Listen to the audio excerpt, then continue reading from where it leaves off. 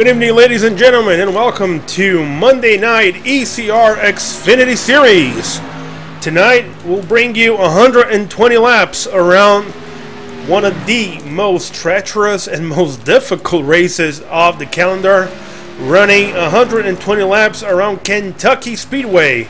A very, very bumpy track, very slippery, very difficult track to get around. A lot of bumps, very slip going into and out of the turns. So our lineup of ECR drivers are going to have to negotiate, and you can see why this is going to be one of the most entertaining races of the season for you guys. We're going to have a ton of spinouts. We're going to have a lot of action happening all over the track, with a lot of different drivers fighting for position, fighting for spots in the front, in the middle, and in the back of the pack. So we'll hope to bring you guys a very entertaining broadcast. Hopefully we're going to be able to show everything from the beginning to the end. A lot of guys, a lot of cars, and we'll hope to give you guys a feel of how it is to be a part of the ECR Xfinity Series. Hopefully you guys are going to appreciate the broadcast, and if you are into iRacing, if you like driving, if you're already a part of the iRacing family, come check us out. If you're looking for a league, if you want to see how it is to drive with the ECR guys, we will be more than welcome to give you guys around, to welcome you to one of our test sessions, and hopefully you're going to be driving with us in no time. So we have qualifying underway. Qualifying is a 10-minute open session, so you can get around the track as many times as you can, looking for that perfect lap. And we're gonna have right now our first glimpse of who our top 5 look like right now. Stephen Hollingsworth is right now in top of our charts with a 31.18 lap, followed by John Schweiker in their number 1 machine. Chuck Harrow in the 88 is in third. Colin Fern has the 4th spot, and Ken Worley right now is the top 5. Now Anthony Tishner getting the top 4.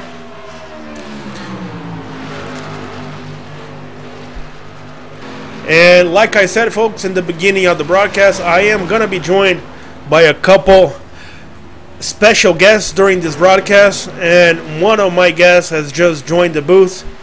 I would like to introduce to everybody. You all know him. He was part of that very exciting Daytona truck race a week ago. Driver of the number 3, Mr. Corey Chaffin, one of the most colorful characters in the ECR family. So, Chaffin, welcome to the ECR broadcast booth. It is a pleasure having you with us during this broadcast. And give us your point of view as a driver. What does I went around the track, and I could feel a little bit about how these cars are feeling right now, but you've been around the track a lot more.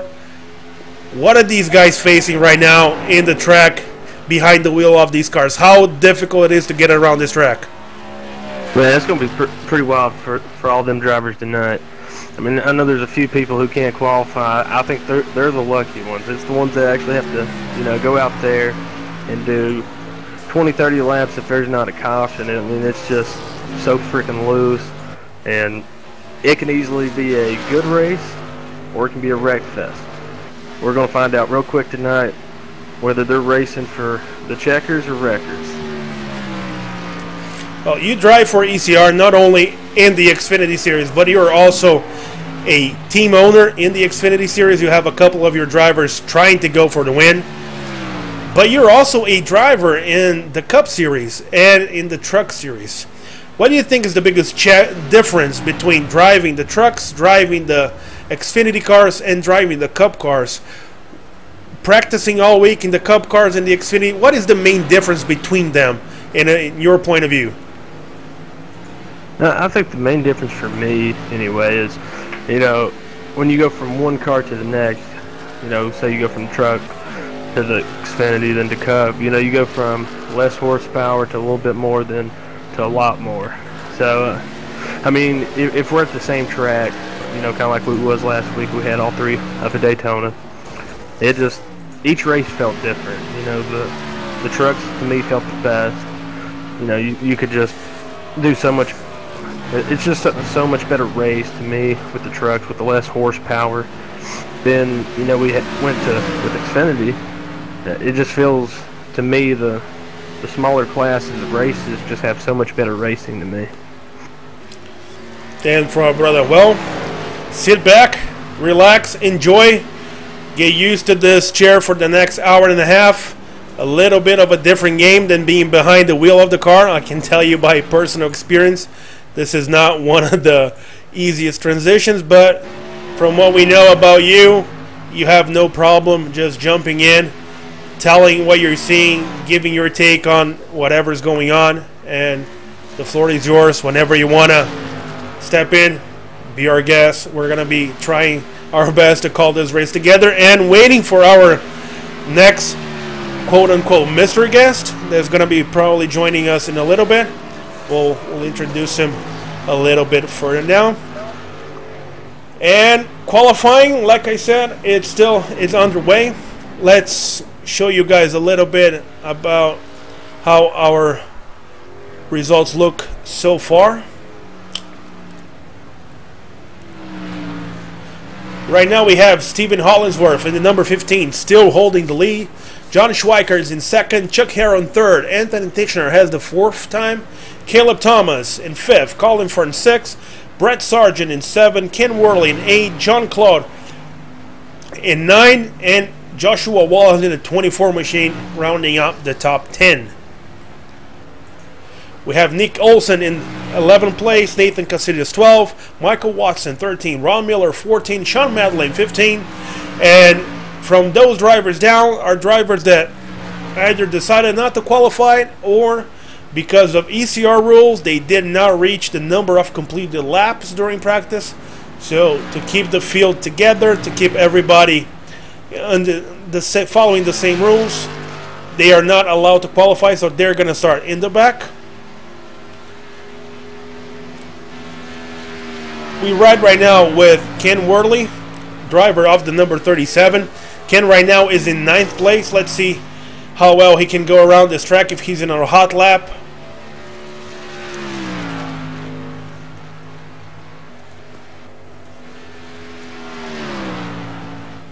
Go into turn 3, navigating the bumps inside the turn, going all the way to the end of the wall, trying to get as much speed out of those cars as possible, cutting the dogleg, finishing with 31.399. He improves to 6th place, so a really good lap by Ken.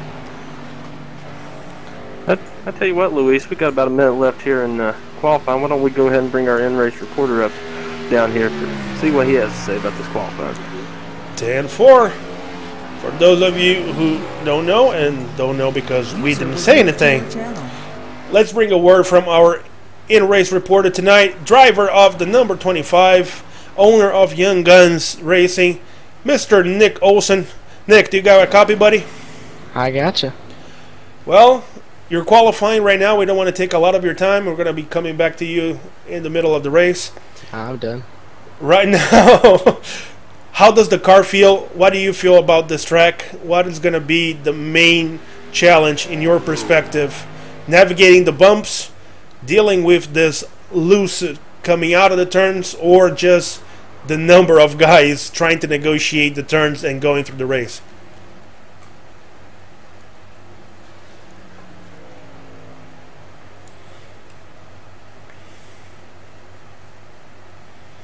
Nick, you still have a copy, buddy?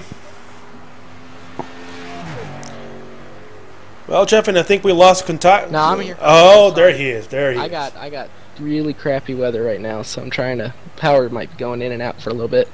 But I really think this is going to be a real physical racetrack. Obviously, like Chicago a couple weeks ago, real physical. Takes a good driver to get around, and we got a bunch of those here. And my worry right now is to just get into the race itself because the power went out. Well, Mobile, a lot of people might say you're an underdog, but you put in a lot of practice this week at Kentucky. So what do you think your chances are at finishing in the top 5 or possibly coming out and stealing a victory over John Swikart or one of them guys tonight? All I want is one of my guys to win tonight. I think I can get a top 10. Like I said, anything can happen. I mean, I could put in a million laps and I could still get loose and crash. So we're all human and anything could happen. I'm not getting too confident about it. Well, I'm just worried about getting in the race. 'Cause, like I said, weather. well, 10-4, buddy. We hopefully you're going to be able to deal with the technical issues, and we're going to be calling your race a little bit, and we'll bring you back to the booth, and hopefully in one of the cautions that we're going to have. But good luck tonight. Have an awesome race, bud.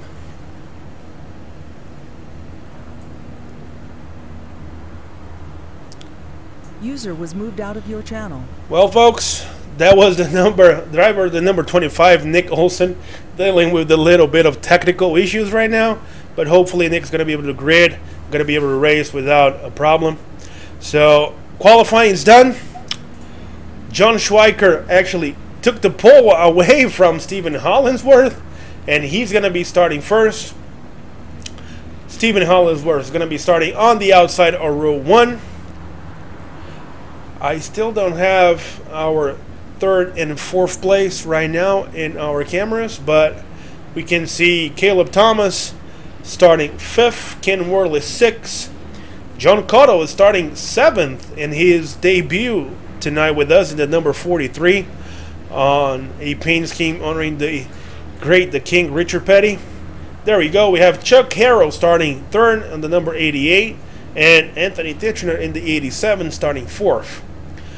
Brett Sargent is going to be starting 8th in the number 20. Colin Fern in the number 31 starting 9th. And Joshua Wallace in the number 24th starting 10th. The pace car starts to make his way out of the pits. I still didn't see our in-race reporter Nick Olson gridded. So hopefully he's going to be able to join the pack without losing a lot of laps.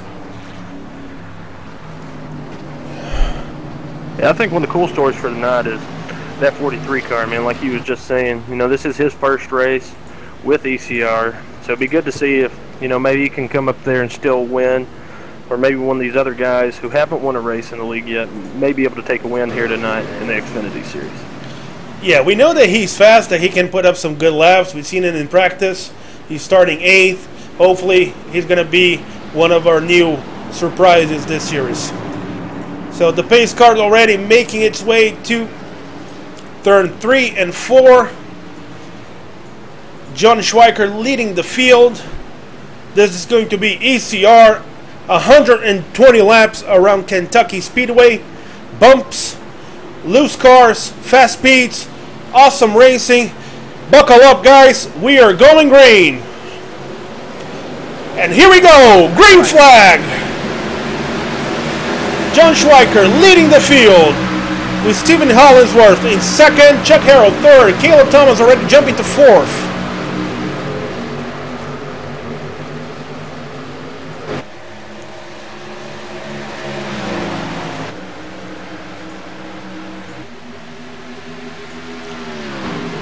John with a great start, already pulling ahead, but behind him the Hornet's Nest is made.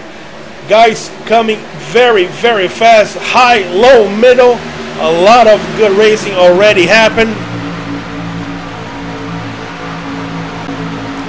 We'll see Chuck Harrow already trying to go to the inside of the number 15.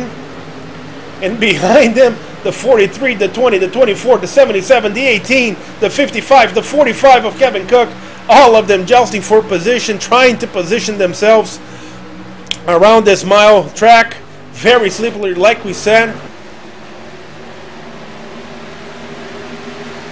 Well, Chaffin, from what we could have, a very clean start, very clean couple of initial laps by these drivers. Yeah, I'm surprised how clean it is right now, man. It really looked like it could be an easy wreck fest, but that 55 looks like he's going to move up the field a little bit already on this restart. Yeah, we see the 15 already trying to see if there's enough room underneath the number 1. He loses a little bit of the grip coming out of turn 3, Behind both of them, the 87 of Anthony Titchener and the 88 of Chuck Harrell going side by side. You see Anthony making the pass on the inside, Chuck fighting on the outside, trying to keep his car going. And there goes Chuck, he's loose. He's spinning out of turn 1 and 2, and the caution is out. Got you loud and clear. I don't know why you can't Give hear us our first caution of the me? race, the 88 of Chuck Harrell. Did not hear him call that caution. But it was one amazing, one really amazing actually, on your left-hand side. save by Chuck on the 88. He kept this car outside of the wall. Yeah, in that situation with them cars coming up as fast as they was out that turn, I mean, you got to give Chuck credit right there. I mean, he might have spun and brought out the caution, but he did save it, didn't get nobody else collected. So you got to give him and all them other guys that was behind him some credit there. Yeah, guys, I apologize. I'm going to have to do one small little change here in the setup. Here we go. All good. And we're back. Had to remove a little bit of the sounds that were coming through.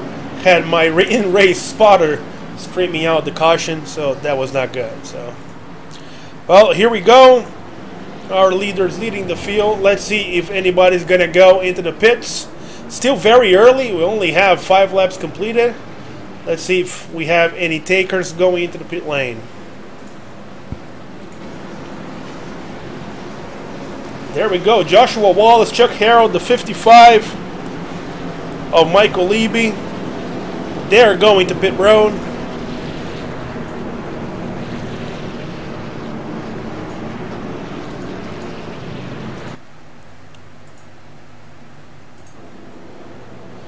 So let's keep an eye on the exit of the pit row.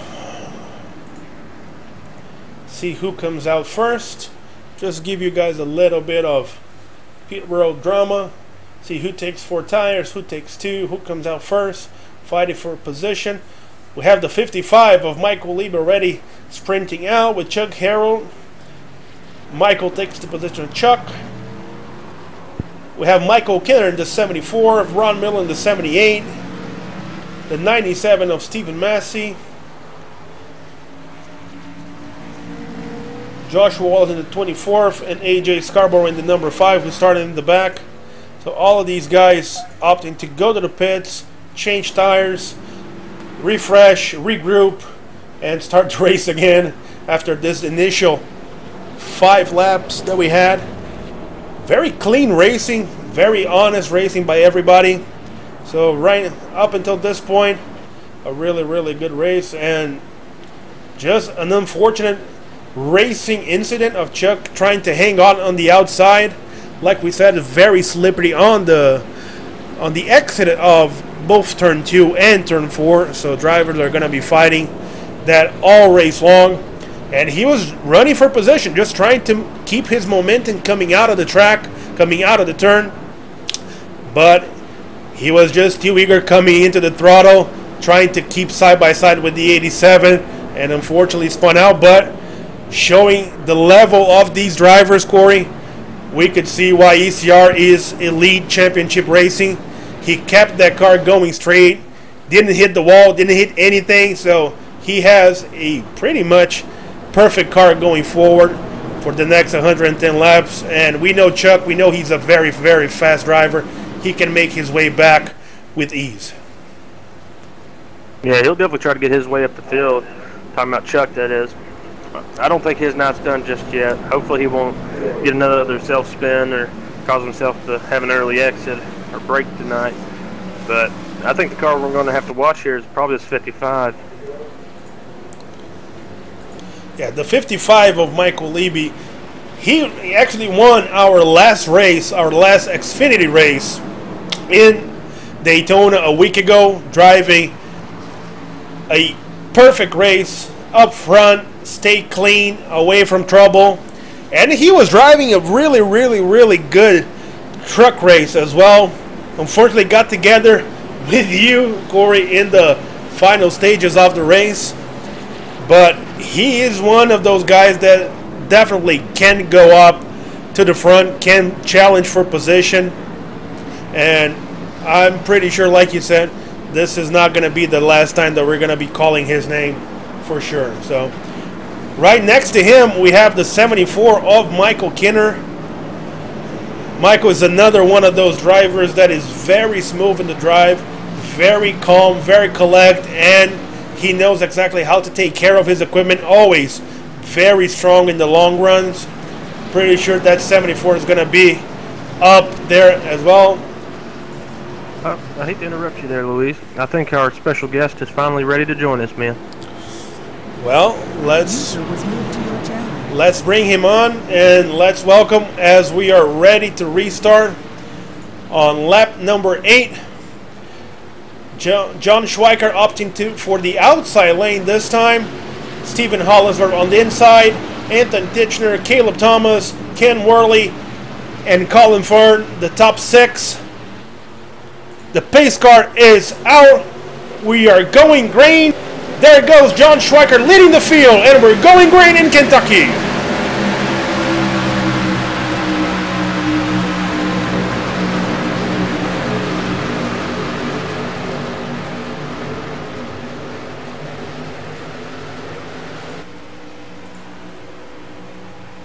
Now that's the kind of start we need to see right here tonight, Luis. A lot of patience, pretty clean restart right there. I mean, with how loose this car has been all night for all these guys, it could have easily been a bad restart right there. Yeah, from what we can see from Anthony, Caleb, Ken, Colin, Brett, Michael, another Michael. We had 3 Michaels in a row. A lot of patience, a lot of respect from all the drivers. The 55 making his way through the 77, bringing the 74 with him.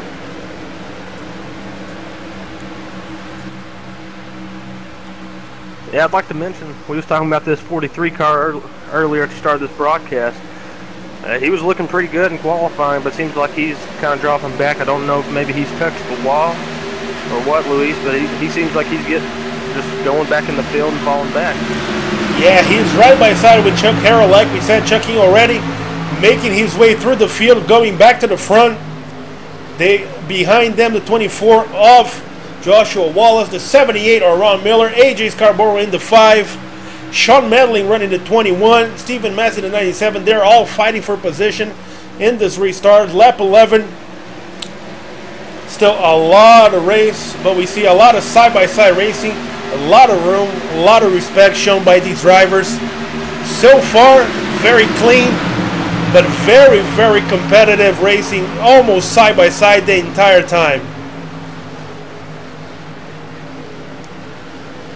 But we have some connective issues with the 43. Oh, he saved it. 5 spun there a little bit coming off the turn, but was able to save it. Looks like a caution will not come out for that one. Well, let's bring the replay for that one. Oh, we got another wreck. 99 saved it as well. Well, let's see if we can find what happened with AJ coming out of 2.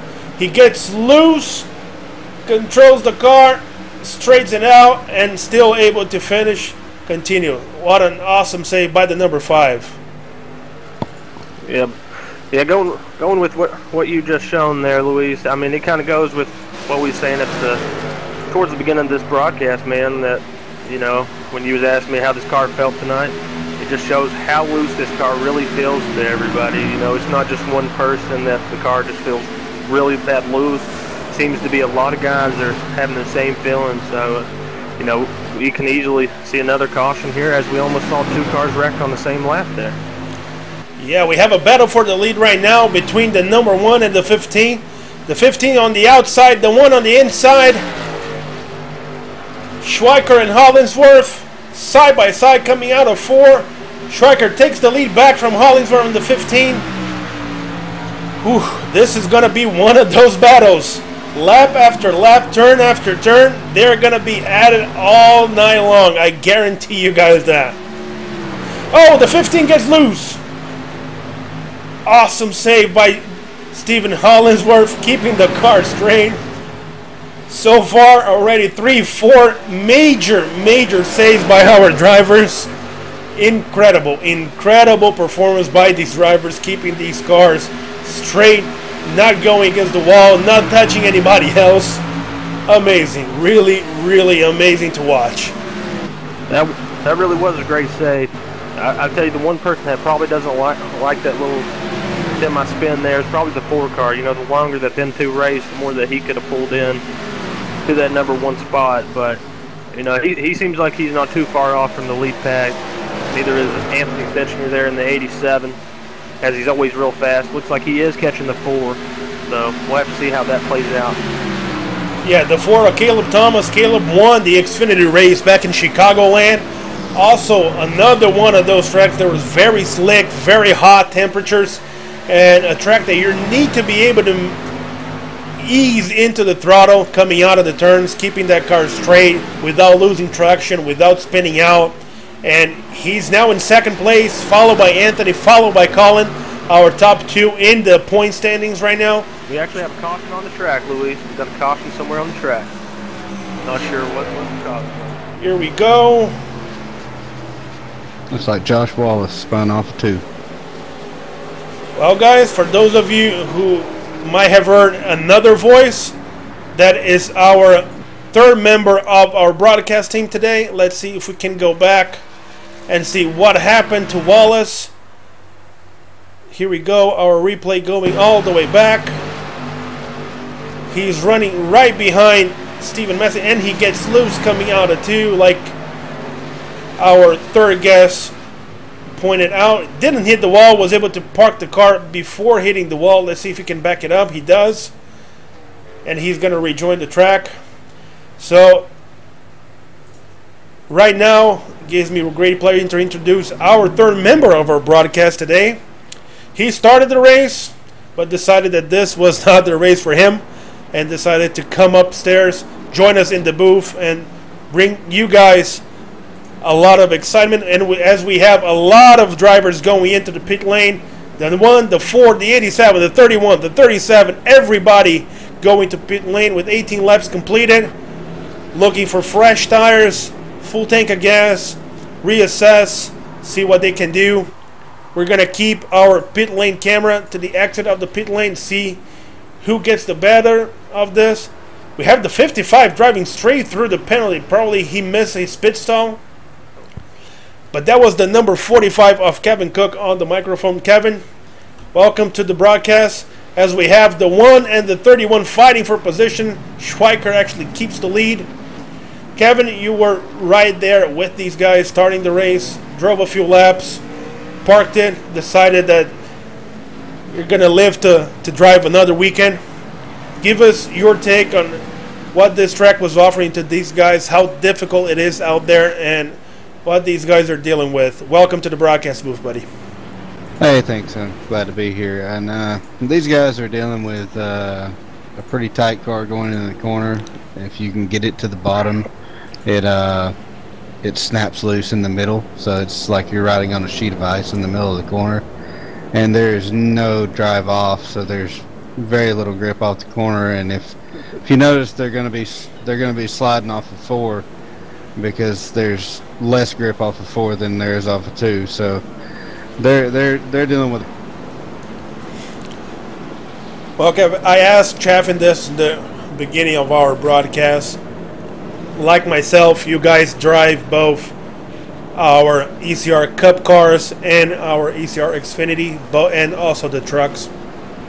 What do you think is the biggest adjustment that these drivers need to do coming out of the trucks, coming out of the Cup practices, and having to be in a car that is very sensitive to every change that you do driving? What is the main difference in the style of driving? Is braking, is the way that you go into the throttle coming out of the turns? What is the main adjustment that you need to do in order to transition back to these cars from the Cup cars and the trucks? These are more of a momentum car than the Cup cars are, and the truck even. The trucks are so, they have so little aerodynamics that when you get into the corner and it gets slowed down, you can still pull yourself out of that slower pace on the bottom with the amount of horsepower that it still has. But these cars have so much aero that when you go into the corner, you have to keep that speed high. So you have to maintain all that speed all the way through the corner and slingshot down the straightaway.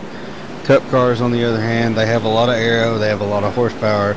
So when you go slingshot off through the corner, then coming off the corner and going down the straightaway is pretty easy, because you just have to make sure that you get it lined up right and get a good run off. Middle is not so important in a cup car, but it still matters. These cars, every part of the corner matters, and that's what makes the speed, is the corner. 10-4, brother. Well, welcome to the booth. Feel free to jump in at any time. You guys have the mic. It's free to use it. Please do. You guys have some awesome insights in what's going on in the track. We're about to restart. We have the 73, the 43 actually parked in the pits right now for some reason that we couldn't tell.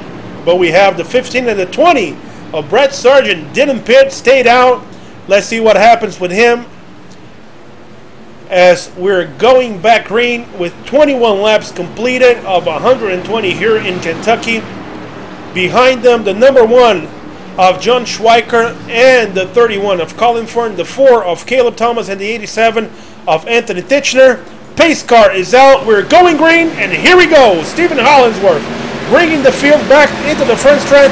We're going green. A great start by 31 there. Keep up with the 15 now, off into 1. Yeah, definitely with what Luis said. He said the 20 car did not pit. It looked like he made that bottom line jumble up a little bit. So they're probably going to try to get around that car real quick with them old tires. Them guys with the fresh tires like Anthony Titchener. And the rest of them guys are going to just eat up that 20 car on them old tires. Yeah, Anthony getting very, very close to Brett on the exit of 4. The 20 got a little bit loose. The 88 went around. The 37, the number 4. Brett just is on survival mode right now, just trying to keep that car in front. And we have smoke. Colin got loose coming The off. 31 got loose coming out of the turn. He's rejoining the back behind the 20th. He's going to have to cool himself down, make sure that he doesn't overdrive now. Yeah, let's see if we can show what happened with the 31.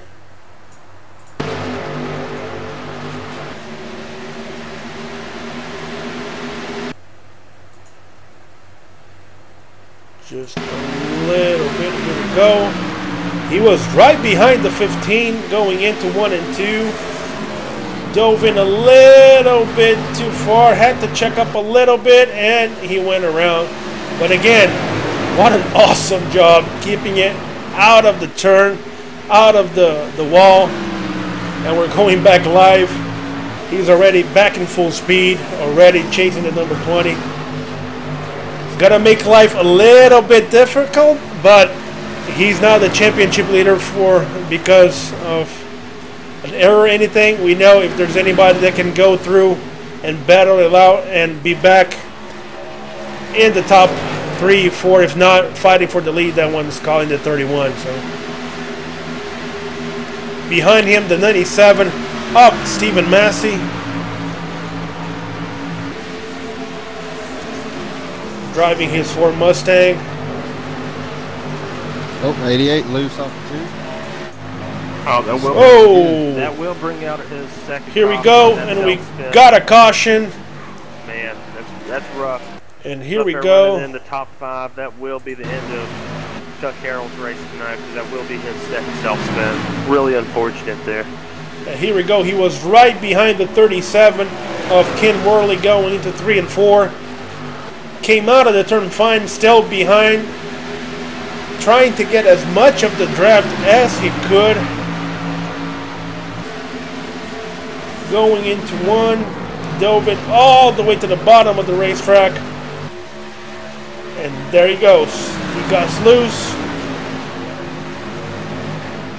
The back of the car touches the wall this time. Couldn't keep it out of the wall. But major damage, yes, but still being able to continue. Let's see if, like Corey said, because of ECR rules, you can only cause a certain number of cautions. during the race. So let's see what race control does, if this is going to be the end of the 88's night, or if he's going to get a pass and keep going tonight.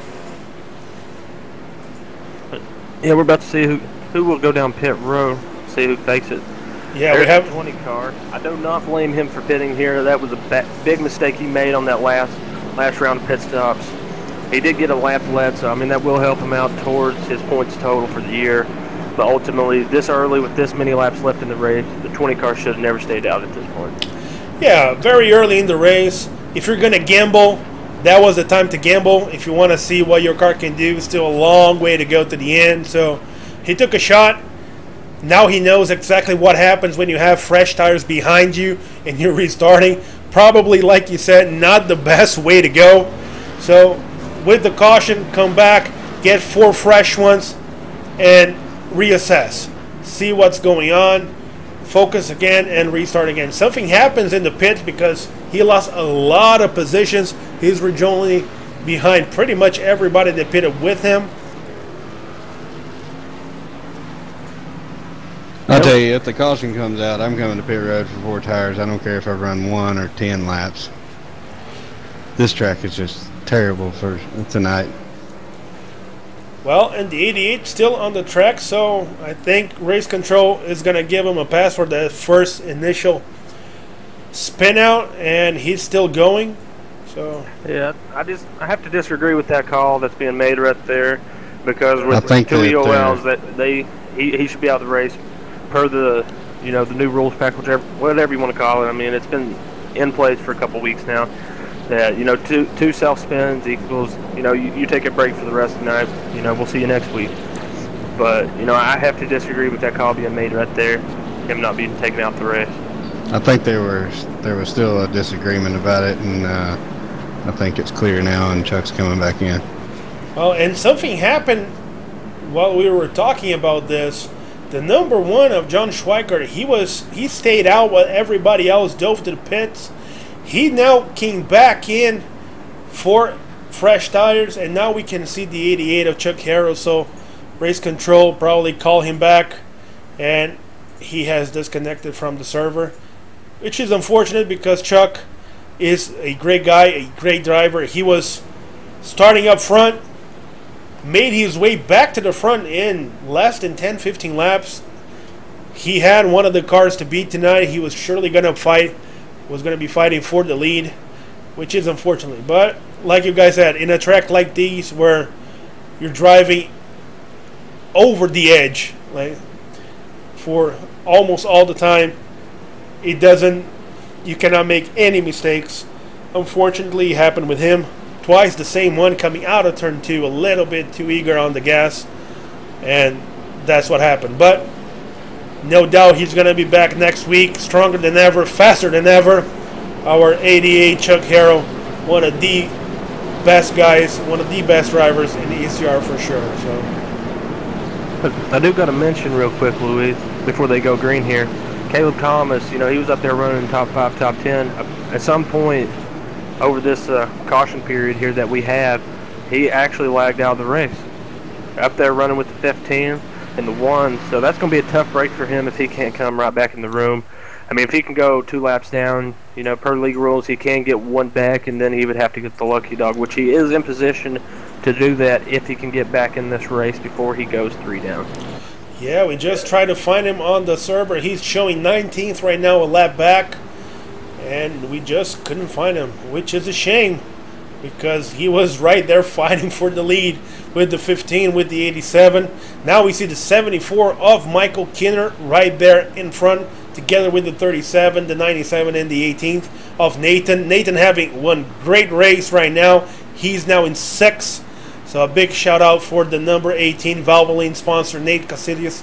He's actually in 5th on the outside as we're getting ready to go back to green. Here we go. The pace car is out. The 15, 8087. And we are going green. The 15 pulls ahead. What an awesome restart again. He's heavy on the outside.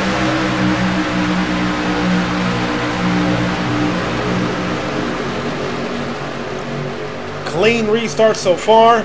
Anthony right behind the 15, trying to put a little bit of pressure, not get Steven a little bit of breathing room. Yeah, he's got that 87 is going to watch how close he gets to the 15, how loose these cars are. If he gets right behind his bumper, you know, he could get him a little bit loose. You know, he doesn't want to get him too loose where it spins him out, but you know, he might want to get close enough where it just gets his back end just a little bit loose so he can take the spot from the 15.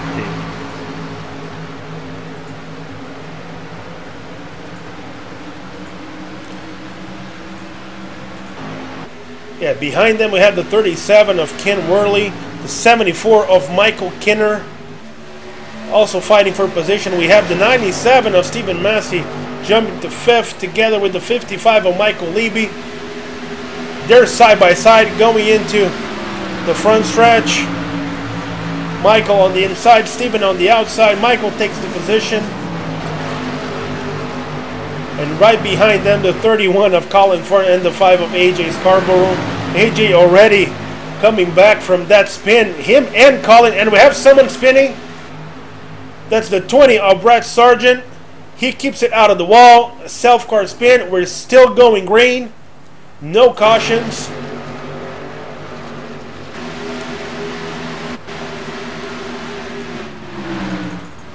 Yeah, he's just lucky at that point, you know, where he wrecked, that there just wasn't a whole lot of cars with him. If there would have been a lot more cars with him, that definitely would have brought out a caution. So it is fortunate for him. Now we have spins. Number 50, it looks like it will be the number 55 if I'm not mistaken there. Looks like he was hard in the wall. Michael Kenner might have got a piece of it too.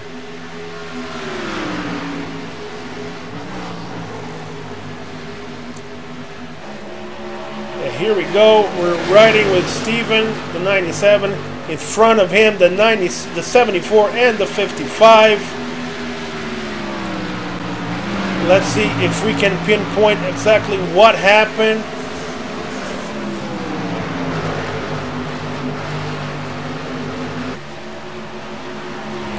And there you go. The 55 got loose. The 74 gets loose right behind him.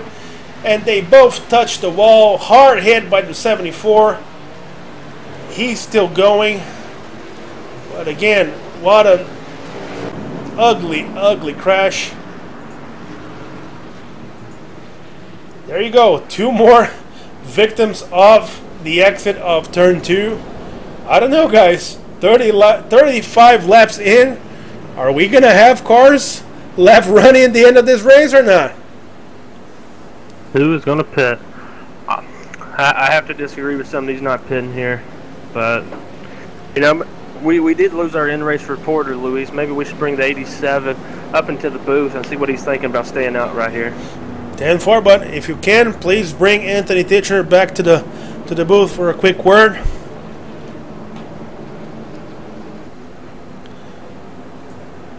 User was moved to your channel. Hey Anthony, Luis in the broadcast booth, buddy. Got a copy? Yes, sir. Well, you're running second in one of the craziest races we had so far this year. A lot of guys coming loose out of turn 2. But you're making your way towards the front, running side by side with the 15 for a couple laps.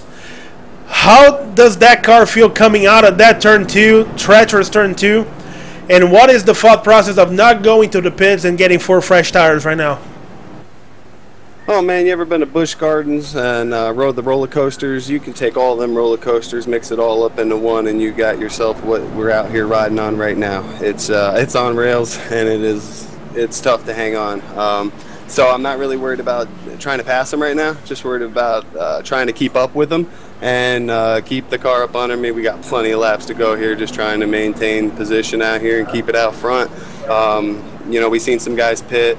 I just don't think the fall off happens till about 15 to 20 laps. So with the way cautions are happening right now, we just want to try to keep it out here and maintain position out front.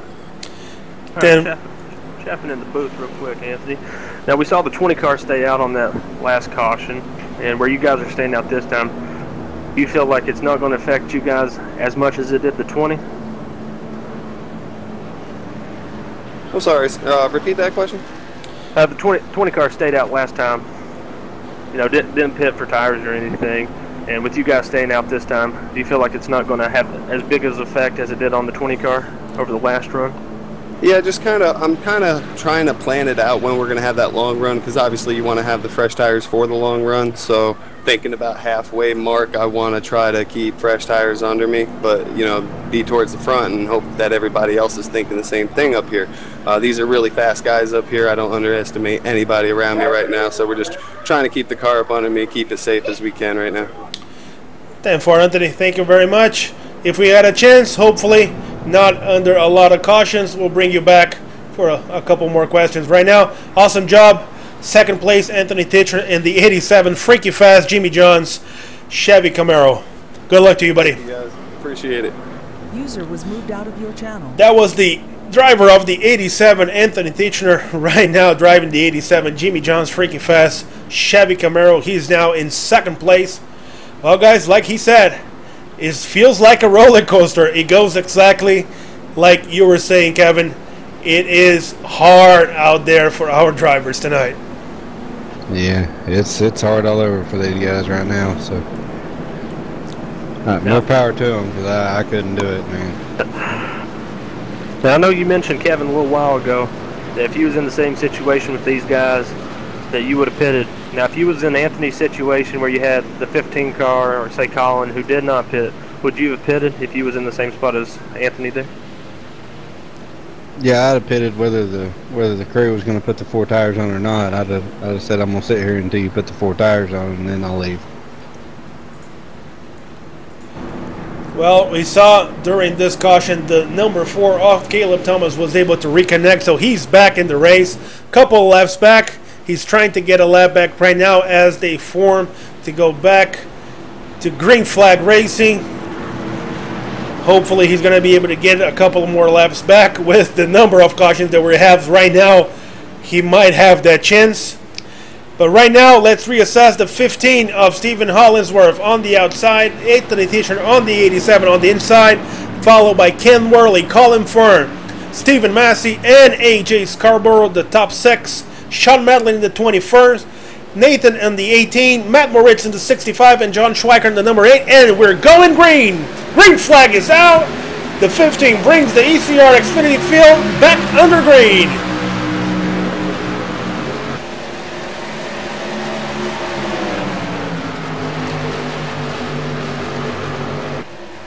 You got to give it to that 15 car. Keep getting good restarts, but looks like the 87 is going to try to come down on the low side on that 15 car. He is not going to let the 15 try to pull away this time like he was trying to last time. Yeah, here we go. The first time that Anthony puts his car on the inside, trying not to get loose. Side by side, coming to the front stretch. Behind them, the 31 and the 37. Yeah, the 15 just got a monster of a run coming out of that turn 4 on the outside. A lot of momentum going into the front stretch. There was nothing the 87 can do. He was on the bottom, spin out, just trying not to spin out coming out of the turn. A lot of speed on that 15 coming out of the turn. Yeah, definitely. I mean, the 87 definitely has the speed to run with the 15. I think he just tried to gas it maybe just a little bit early, got the ass in sideways just a little bit, just enough to stop his run coming out of the corner. Gave the 15 the momentum on the high side to be able to lead that lap. Hopefully the 87 still has enough in them tires to make another run at this 15 before this run is over. Yeah, and we were talking about guys spinning out early and making their way back through the field. Right behind the 87, our points leader right now for the year on the Xfinity Series, the number 31 off Colin Fern, already back in the top 3, right behind the 87, and he's keeping up with both of the leaders, showing that he's going to have one of the cars to be dealt with by the end of this race. And behind him, we have a battle between the 37, the 1, the 97, and the 5. Ken Worley ahead of John Schweiker, ahead of Stephen Massey. Ken Worley goes high in turn 3 and 4. The 1's going to take the position in the bottom. Big mistake by Ken Worley there. I have to say there, Luis, there must be something about them HMUF cars, whether or not it's in Xfinity trucks or Cup, man. Matt Moritz running for H-Muff this week, replacing Justin Blanda in the 65, running up there in 9th place. You know, he's having himself a solid run here tonight. I don't know if it's that H-Muff power or what, but I mean, he is inside that top 10 right now. Oh, we talked about Matt a couple of times. Matt is one of those guys that he's been working non-stop, trying to become a more complete driver, trying to become more consistent, trying to become faster. He was telling us before the race that he practiced a lot this week. So it's no surprise that he's going to have a car. And like Kevin was pointing out, I think Colin got loose. So let's bring out... Pretty hard. Let's get the replay out. Let's see if we can find him and see what happened to the 31. Showing on the replay going into 3 and 4. All good. Going to the bottom of 3 and 4. Front straight. Coming into 1 and 2. Let's see if he was out of turn 2 again. Yeah, he just loses the back of the car, spins out, and he hits the inside hole hard. So, big lick on the 31 of Colin Fern, trying to keep that car moving, see if that car is okay. Well, let's bring it back live now to the 31. Back in the 16th position. Heavy damage on the left front tire.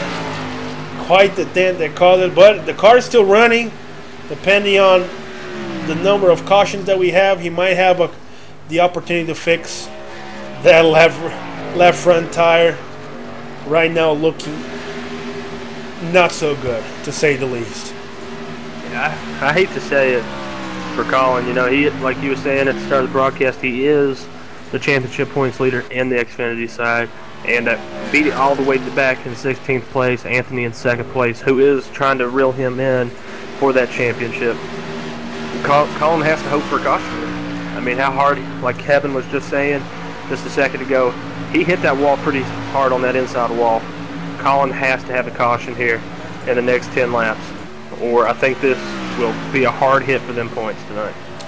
Yeah, and we were showing the replay. The number 15 of Stephen Hollingsworth just checked out in front of Anthony Ditcher in the 87. He has now a massive lead going into 1 and 2. He now has almost more than a 2-second lead ahead of Anthony. John Schweikert is in 3rd. AJ moving into 4th ahead of Ken Worley, who's dropping to 5th. Yeah, it's a tough break for some of these guys like Anthony. Anthony gave it his best shot to take over that lead, and I think it's kind of like what we was talking about. You know, there goes the 65 around. 65 around. That will bring out the caution. Here we go. Let's bring out the replay once again. Try to find what they were pointing out. That's that caution that 31 was looking for. Here we go, the 65 of Matt Moritz fighting with the 99 of Douglas Haas, the 77 of Michael Watson. Going into turn 1 and 2, he's all the way to the bottom. And again, getting loose coming out of 2. Well, I don't know what happened, what the ground crew did to that particular turn, but boy, that turn is just evil. Collecting cars tonight. Very hard to get those cars to stick. And let's see if our drivers are going to pit. I don't think it's questioned here this time, Louise. I think all of them pit. I guarantee you this time we will be seeing that 87 car down pit road for 4 fresh tires and gas. Yeah, here they come. I was going to say I was going to be shocked if anybody stayed out, but everybody's coming. The 15, the 87, the 1, the 5, the 37, the 21. Everybody coming down pit road. Let's see which crew works better. We heard a couple of guys in the scanner not so happy with their crews in the first couple of stops. So let's see who wins out this particular battle. I'm going to keep our camera on the exit of pit road just so we can catch exactly what's going on the exit. So far, everybody getting tires. AJ on the 5 coming through. The 15 get the lead. AJ wins 2 positions to come out second.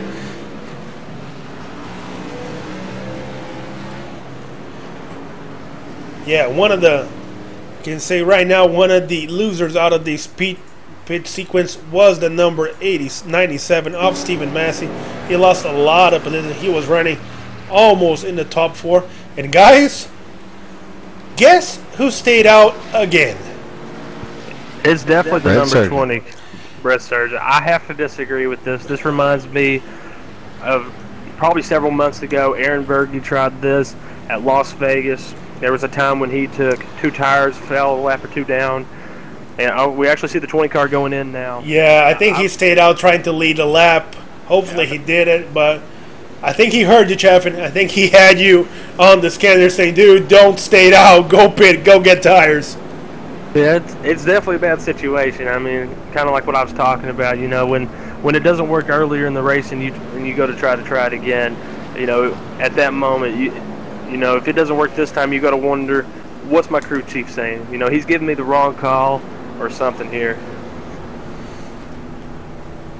Well, let's take this time right now to show everybody our full standings right now. Lap 52 completed under yellow. The 15 of Stephen Hollingsworth is our leader right now. He's followed by the 5 of AJ Scarborough. John Schweiker in the number 1 is our 3rd place, followed by the 87 of Anthony Titchener. The 21 of Sean Medley is in 5th. Joshua Wallace bouncing back to the 6th position, followed by probably Michael Watson since the number 20 has pitted. Douglas Haas on the 99 and Michael Leby on the 55. Followed that out by Stephen Massey on the 97. Nathan on the 18. Matt Moritz coming back from that spin in the 13th position, followed by Ken Worley in the 37. We have a couple of guys that were pitting. They were having damage repairs on their cars, like the 78, the 74, the 31. So we'll see after the realign, after the reassess, who comes out, and we'll have the right order following that green flag.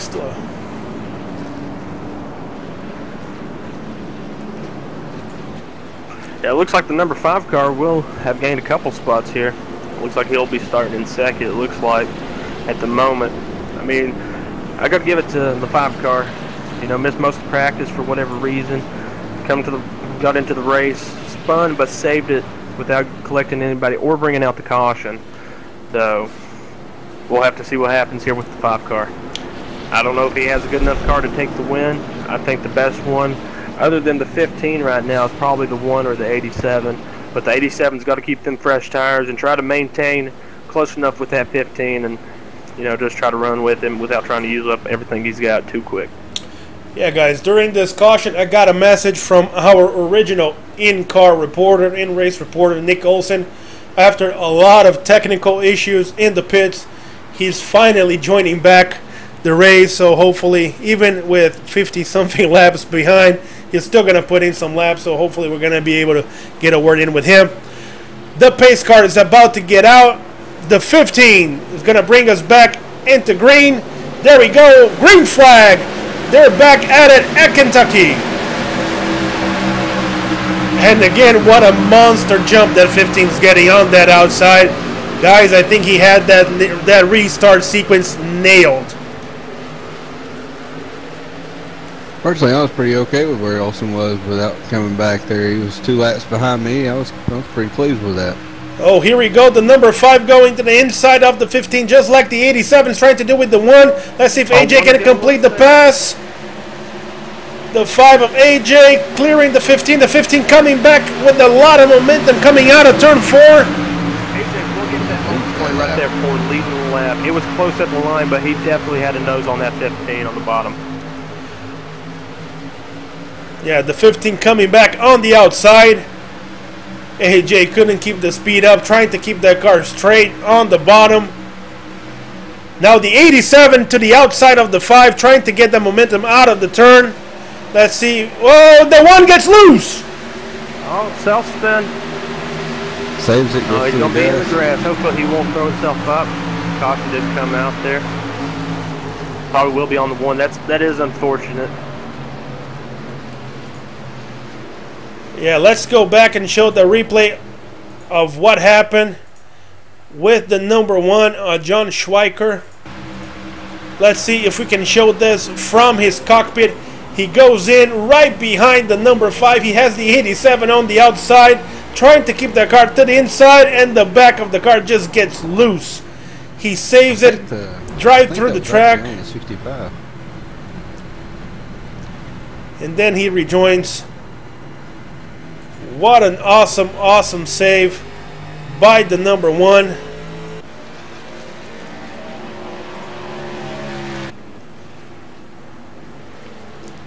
Yeah, I think we'll have to scroll back there, Louise. I think it was after the 1 car. I believe it will be on the 65, which, if that's the case, that's 2 drivers in one race that have had self-spins that will be out for the rest of this race, if it does go on 65.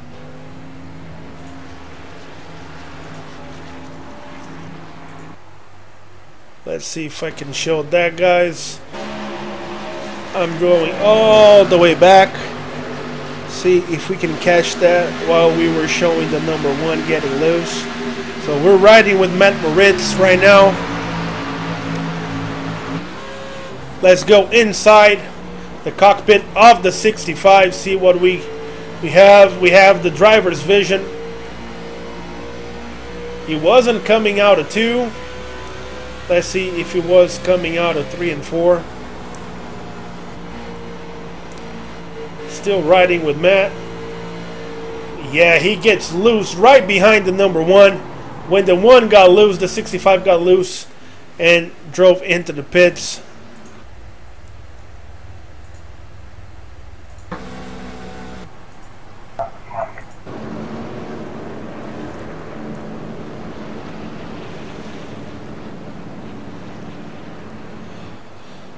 Well, we head back to the front with the 15, the 5, and the 87.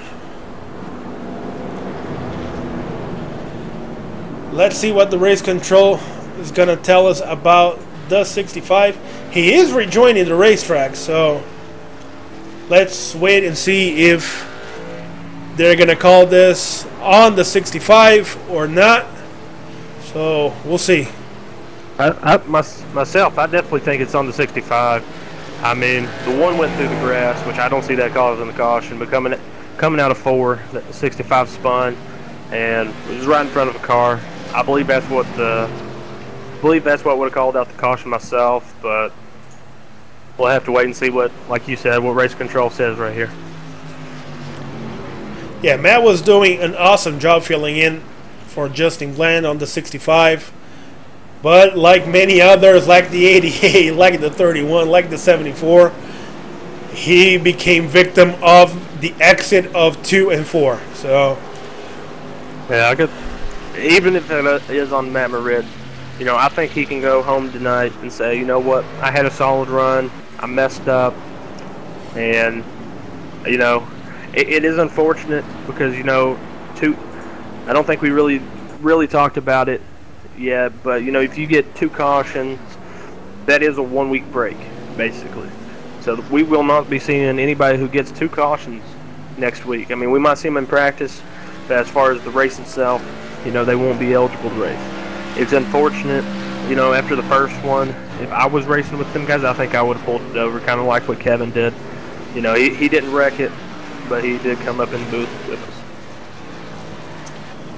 yeah, like we said, our in-race reporter is rejoined the session, the driver of the 25, Nick Olson. So hopefully in the next, I hate to say this, but I'm gonna anyway, hopefully in the next caution, because I doubted that we can go 60 laps green, seeing what we just witnessed in the first half of this track, of this race. So hopefully in the next couple of cautions we can have a word in with the 25, let him run a couple of laps, let him get a little bit of the taste of the mayhem happening in Kentucky, and we'll bring him back for a word later on. driving a blue, black, and white paint scheme of Great Clips, Shark Week as the sponsors. And I think they're getting ready to line up and restart, right? So evidently the ruling from race control is that the 65 was the cause of the caution, but due to the fact that it shouldn't have been called, he is not getting counted for his second EOL. Ooh, Yeah, so it does make a lot of sense. I mean, it's kind of like I believe we had a call kind of like that last week in the truck series between me and the 55, I believe it was, and wasn't EOL, but it didn't count towards our total because it was a racing incident. also, Matt gives an extra life, and hopefully he can continue to the end. Let's see. Well, guys, halfway done, 60 laps. The pace car once again bring him up to the. Let's see if the 15 can get a jump, and he does it again.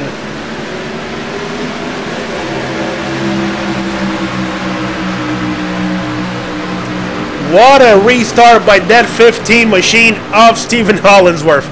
It is amazing what he can do on the restarts. But like the previous one, the 5 of AJ, reeling him back on the backstretch. Let's see if he's going to try to move to the inside like he did last time. I think AJ's just going to try to fall in behind him and work the line and see if he can't figure out how to catch him. And one car is in the wall. Coming out of 3 and 4 there. Don Swakart did hit that wall pretty good on that right side. Don't know how much that will affect his car. I mean, he is a really fast driver, but I'm sure it will have some effect to that car of his.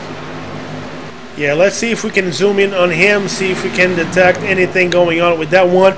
He's right in the middle with Ken Worley, with Stephen Massey, going to the outside, trying to find some room. Well, if he hit the wall, it doesn't look like it. His car seems to be going fast like it was before, so not a lot of damage showing on that number 1 Ford Mustang. Now we got another car actually as well. The 55 car was slow on the front stretch. It looked like he had hit the wall on the back stretch. Not really sure if maybe somebody squeezed him up into the wall or not, but he was very slow on that back stretch. Looks to have a whole lot of damage on that right side as well. Tough break for some of these new guys. AJ moved up the track and 87 went underneath him. Yeah, you got to give it to that 87 car every week. I don't know what kind of engines they put in HMUF, but if they keep finishing 1 or 2 or 3, I think even Louise and Kevin can agree with me on this. We're going to have to take them engines and make sure that they are league qualified to be in them cars.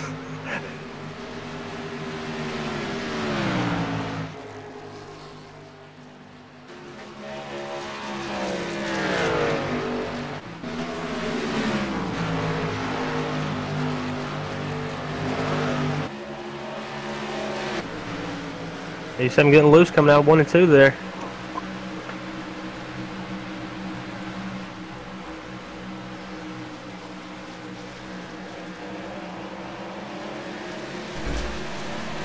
Alright guys, sorry for that. A little bit of technical difficulties with my microphone. Now we're back on. Oh, somebody was going in the pits there. That was the 99 of Doug Hess.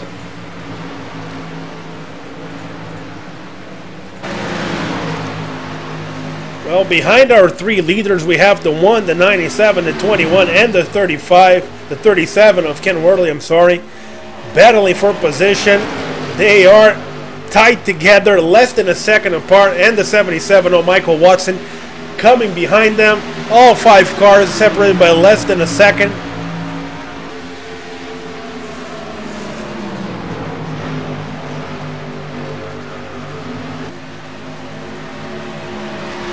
We do need to mention in this broadcast that we are over halfway.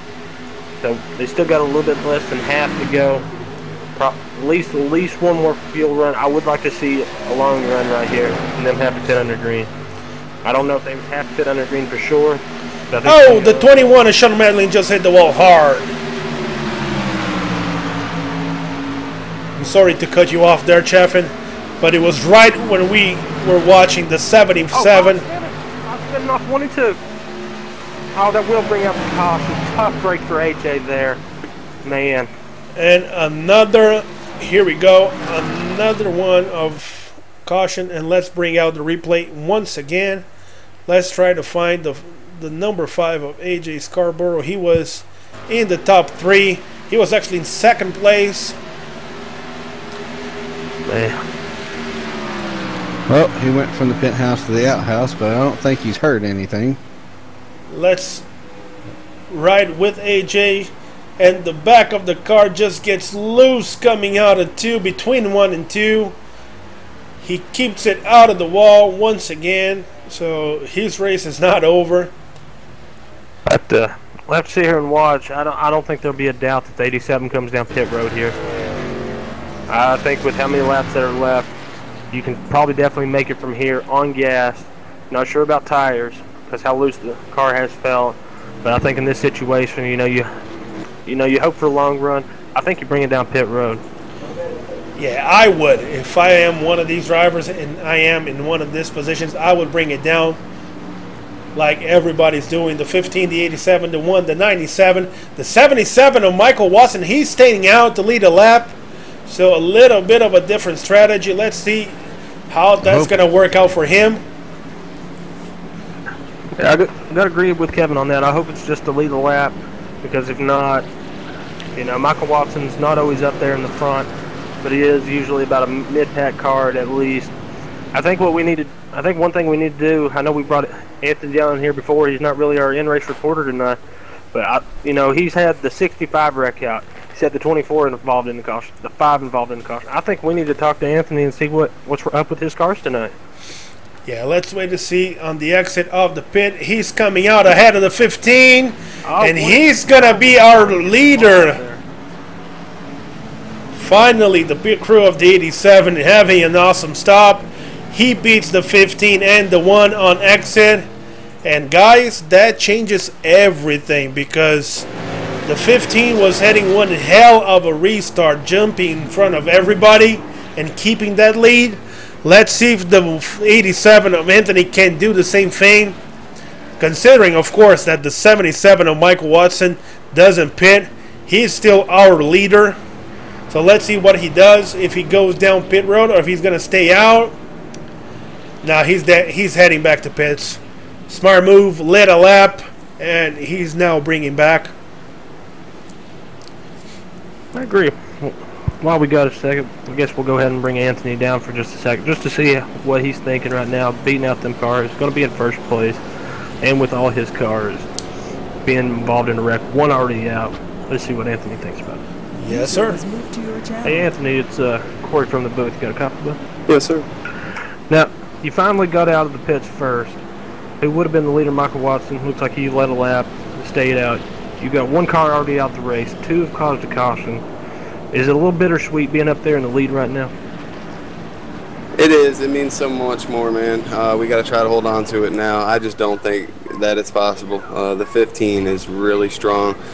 Just every time I try to push it, I feel like it gets loose on me, and that's what you probably see there when I get loose. Is just anytime you try to push it or give it too much throttle at any point, it wants to come around. So I'm trying to figure out how to run the higher line and keep the momentum going. I'm just more comfortable at the bottom, but it's more of a ride, man, trying to hold on to it. But yeah, it definitely means more. Got to try to hold on to it. I told my guys, just calm down. It's all right. We got 50 laps to go here. Take it easy. Let other guys take themselves out, man, because it's mostly self-spin. So we just got to try to get through it. Anthony, Louise, a quick question before we get you guys back to green. Steven has had the restart control, and he's been able to pull away ahead of everybody. Now you're going to control the restart. How much of an advantage do you think that's going to be playing in your favor?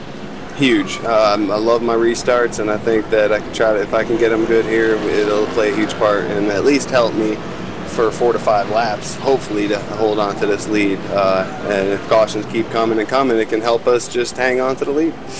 10-4, buddy. Go back to green. Awesome restart. Good luck. And hopefully we'll talk to you at the end of the race. Thanks, man. User was moved out of your channel. Well, there you go. The 87 driver of the freaky fast Jimmy John's Camaro, Anthony Titchener. Even though he controls the restart, Corey and Kevin, he chose the inside while Steven was choosing the outside this whole time. Let's see how that pans out. If that's going to be an advantage, even though Anthony said that he prefers the bottom, let's see if that changes a little bit this restart pattern that we were having of the leader just checking out and getting ahead of everybody else. I think the 87 might check out here a little bit, but I think he does give a slight advantage to the 15. But I understand why the 87 took that bottom, because like he was just telling us in the broadcast, he feels comfortable down there. It's hard for guys, they see somebody up top, and it's kind of out of their comfort zone. Maybe he didn't really practice the high side in practice or whatever the case may be. But, if he wants to win this race, he's got to figure out how to beat that 15 on that high side, I believe it is. Well, and he just took off on the bottom. Great restart by Anthony on the 87. The number 1 actually beating the 15 coming out of the restart, following Anthony on the bottom lane. And they're going to be 1-2 with Stephen Hollinsworth in third.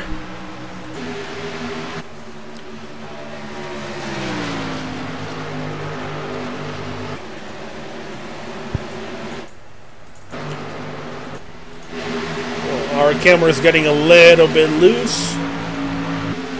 Oh, here we go.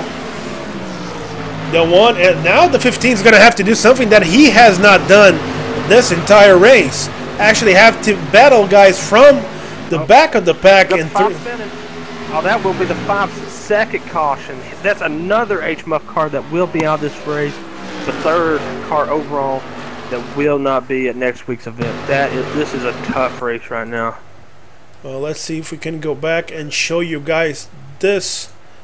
Another one of the spin. We ride it with AJ. He's right behind a Colin Fern that was able to fix the damage on the left front tire of the 31. He peeks to the inside, goes to the bottom lane, and the back of the car. Again, same thing happening. He just gets loose and he gets stacked by the number 4 of Caleb Thomas that was running right behind. Nowhere to go. But the 4 and the 74 in the wall there. That was a tough break. That's a tough break for the 5 and HMUF. I mean, I don't know what the deal is with Matt Moritz, whether or not he was supposed to drive next week for them or not. But that's basically going to put somebody off a ride if he was. That's going to make Anthony have to find 2 drivers for next week if he was expected to be in the 65. I mean, pretty much somebody's going to have to fill in for the 88, 65, and 5 right now. I mean, it's going to be a big blow if the 24 ends up in another caution, because if he has a self-spin and brings one out, he's automatically gone for 3 weeks. That's the one difference in all of these guys, is he's on probation. There's an automatic 3 weeks gone for Wallace if he gets involved in another wreck. Yeah, we see a lot of guys going to pit road again, trying to get more damage fixes, more fresh tires, see if that's going to be an advantage. Like the 99 of Douglas Haas just did the same thing. The 24 of Josh Wallace, like you just mentioned it. Guys, they're hanging in the back, just trying to survive this race. What a beautiful paint scheme Doug is running by Rockwell. Number 99, black, gray, and lime green. Awesome paint scheme, and followed by Josh Wallace.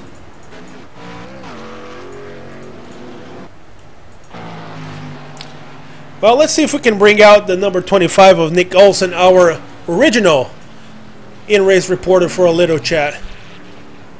User was moved to your channel. Hey Nick, Luis in the broadcast booth. Got a copy, buddy? 10-4. Well, you were 48 laps back, 47 now, I think. But you're able to drive around and see how difficult things are in this track tonight. What can you tell us about how difficult it is to keep those cars going straight and not spinning out of turn 2 and out of turn 4. Honestly, I wish I was on the lead lap because this thing's handling like a dream. I could probably get a top 5 with the way it's handling right now, but I don't know. It's just everybody's struggling on turn 4, it seems, and turn 2 especially. And hopefully they can get it together. I mean, just had a nice wreck there. A lot of guys, they're not nice, isn't good, but a lot of guys got involved there. So hopefully everybody can get it straight and we can finish this thing. Well, you had a lot of... Chaffin has a question for you. Go, Chaffin. I have one question for you, Mobile. You got this McDonald's internet. It's made you be in 46 laps down right now. You got Andrew Ackerman right in front of you, 16 laps down. You have a shot at picking off him and possibly AJ before the end of this race. Would it be a little bittersweet to be able to possibly get 18th tonight? I think I can get 17th. How about that? No, I'm kidding. But whatever I can get, I'll get. I just was watching the broadcast and I'm like, hey, you know what? Weather's gone. I should get out there. But it sucks that the power went out, and when it came back, I came back. So honestly, if it's not even against the rules, I'll stay in here. Well, technical difficulties, they go against everybody except Jimmy Johnson, but that's fine. Pretty sure this is not the last time we're going to talk to you tonight. So keep that car straight, keep that car in one piece going forward, and I'm pretty sure you're going to make a couple more positions for that 25 Great Clips Chevy Camaro. Good luck to you, sir. All right, thank you, guys. I think Chaffin and I could get back in the car and make up a couple of spots at this point. User was moved out of your channel. It definitely does look that way, Kevin. I mean, we basically just started in park tonight. We could probably at least pick up to possibly 21st, but you know, with just how loose it is, I'm on probation, just like Wallace is. You know, if I get involved in 2, I would be gone. I just don't see the point with the car being this loose to try to force the issue. Well, I didn't even start the race, and I'm pretty sure if I hop in there, I'm going to get a couple spots the way things going. But we're going to go back green with Anthony leading the field in the 87. John Schweiker is in second. Stephen Hollinsworth in the 15. In third place, Sean Medley in the 21. On the outside in fourth. And Ken Worley rounding out our top 5 as the pace car brings our drivers back to restart. We're going to go back green again. 78 laps completed. We're going green. The 87 controlling the restart, and he's gone. Looked like we had a little bit of confusion back there in the pack. I don't know if somebody was waiting to catch up or not, but it looks like race control should throw in the Neo L for one of them cars there that was having trouble catching up to the field in this restart.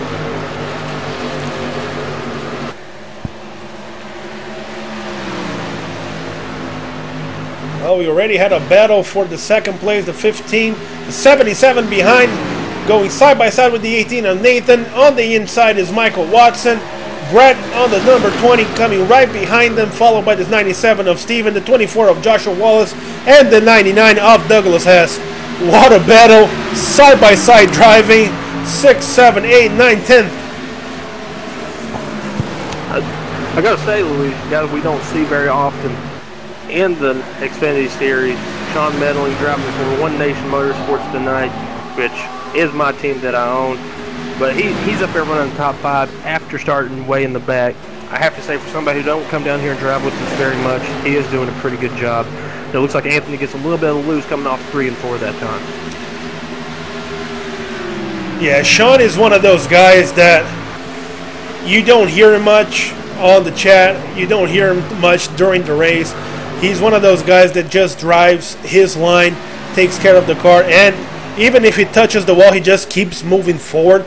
You can see that the right sides of his car are pretty banged up. But man, he's in 4th place, running pretty fast laps, keeping touch with the leaders, depending on what happens. Oh, and we have one loose, the 77 of Michael Wallace right behind of the 21.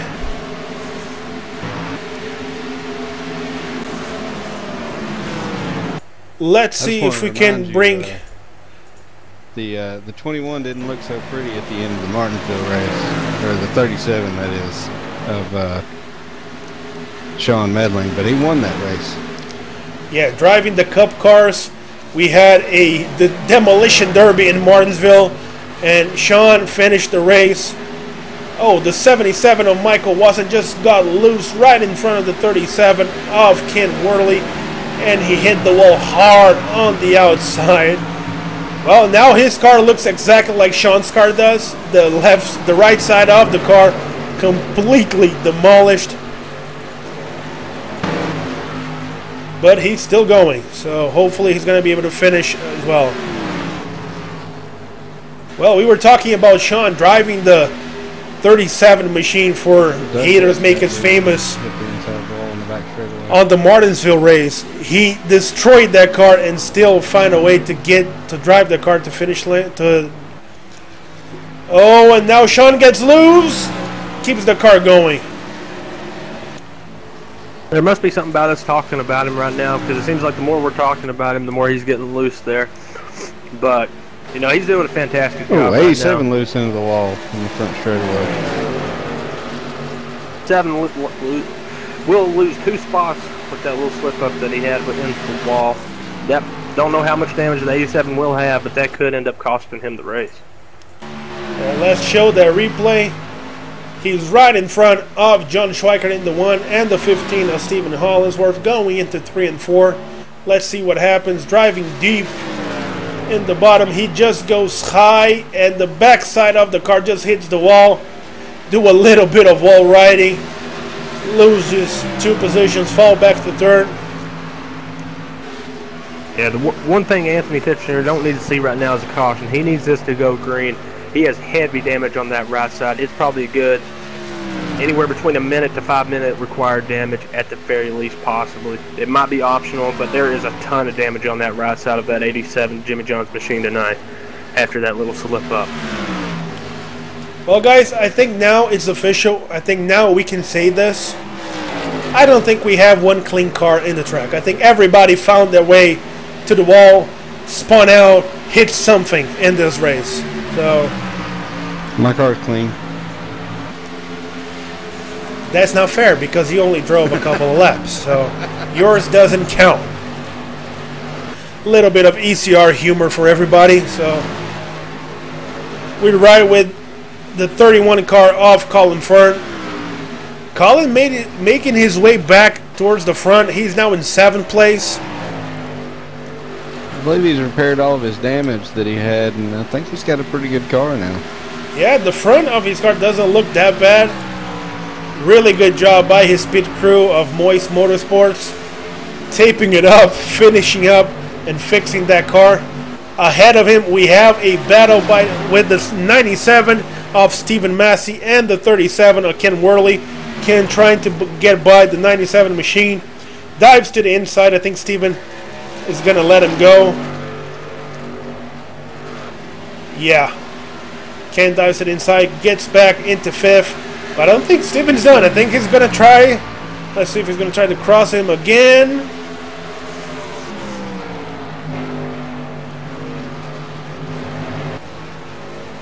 Yeah, I don't think this is the end of this battle. So right now, Ken gets the 5th place. Stephen following him along.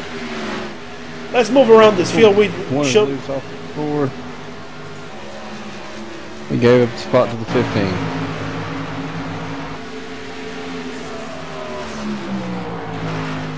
Well, I said that everybody had an issue with their cars. I think the only clean car that we have is that 15 of Stephen Hollingsworth. I don't think he touched the wall yet. I don't think he touched anybody else. So he's been the class of the field up until this point. And like Anthony said, it's going to be very hard to keep him behind them. And now we're seeing why. He has that thing locked in and on the rail.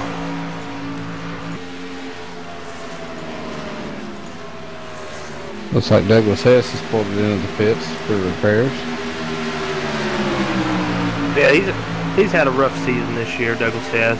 He's a pretty good driver. It just sometimes, you know, gets loose or whatnot on, you know, pretty much anybody. He's just having a really rough season. Hopefully he can get it turned around, whether it's not, obviously not tonight, but maybe he can have a little bit better run come Wednesday night when he goes racing in the trucks at Atlanta. Season has just been rough all around for Ducas. Hasn't been able to keep a driver on his team just due to all kinds of circumstances, and just not a good season for Doug. Oh, something happened with the 37 of Ken Worley.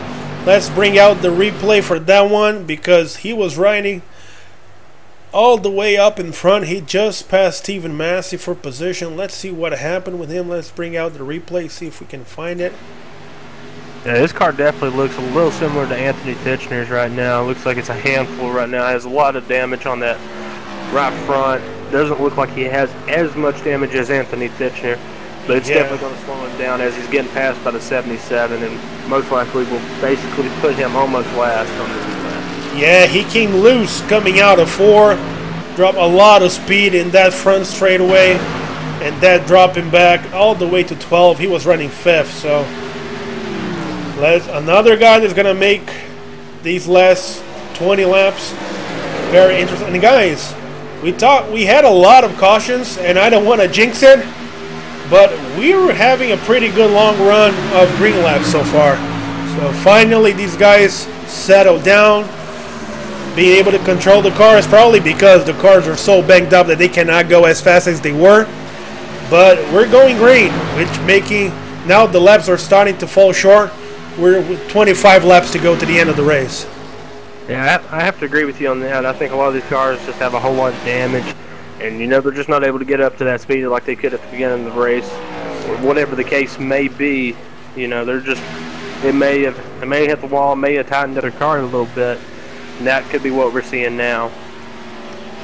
Yeah, we can see all the way in the back 2 guys that suffer major damage with their cars. The 74 of Michael Kinner managed to patch that car up and came back into the track. That car that carries around an autism rhythm for Michael's knee, so we want to give Michael a big shout out for that cause. He supports that cause very strongly, and we want to announce here first, or everybody listening, I'm pretty sure Michael's going to be very happy that ECR is going to be sponsoring an event in one of our next couple of races for supporting autism. And this was one of Michael's idea. He asked us to do it, and ECR board of directors, our members, said of course. So stay tuned for one of our next couple of events that we're going to have, a special event dedicated to raise awareness toward child autism, and that's going to be a great event. We want to thank Michael Kinner for bringing that up. He's an awesome driver. Had one cute niece that he carries a picture of her every time he does a broadcast. So if you want to follow Michael, look for Hell Yeah Racing on YouTube. Awesome guy, awesome cause, awesome driving, and we're proud to be a part of that thing. Caleb Thomas is in the pits. I believe he's calling it quits, or at least just coming in for tires. Yeah, we're riding along with Caleb. Let's see what happens. Yeah, he's getting fresh tires. Hopefully he's going to get back into the pit. I think what we should do, Luis, I don't know if it's been talked about. I know that it has been talked about sponsoring a race or whatnot, but maybe instead of just sponsoring a race, maybe we should give an option for the fans at home, including our drivers here racing tonight or on Tuesdays or Wednesdays, whether it might be a different driver, you know, because we might have somebody who doesn't race on Monday but might race on Wednesday. Maybe we need to set up an option where these guys can donate $1, $5, 50 cents, you know, whatever, and send it to the autism thing. Definitely. This is something that we definitely can do. If not one, we can run 2, 3, a whole week dedicated to that. So a lot of options, and I'm pretty sure every driver of ECR is going to be very happy to be a part of that thing. So. Looks like we do have a caution out on the racetrack right now. I'm not really sure where it was caused from. Maybe Luis or Kevin can get that for us.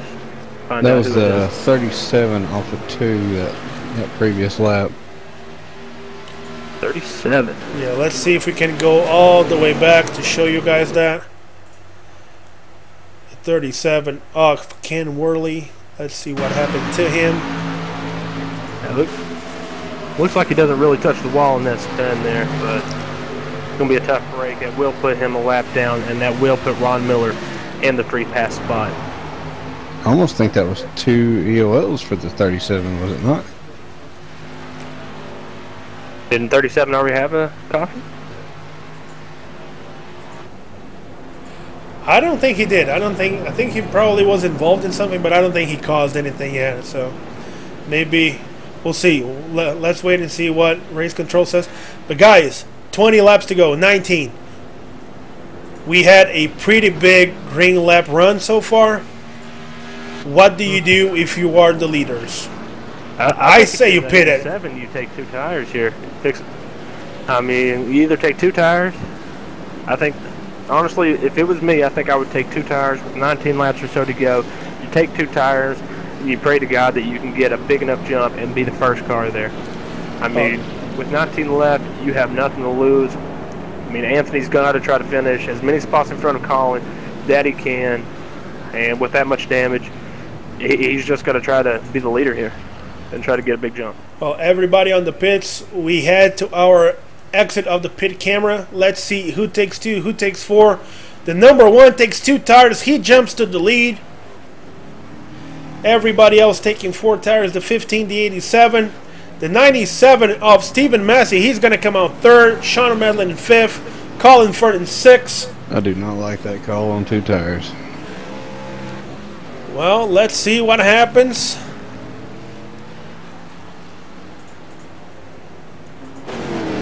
Well, one thing is sure, the 15 has been the fastest car of the night. And he has fresh 4 tires coming from behind. Now we're going to see how much control of that number 1 machine John Schweiker has. And if he's going to be able to hold Steven off, or if something's going to happen between them two and the wind's going to come out and fall in the hands of someone else. So we'll see.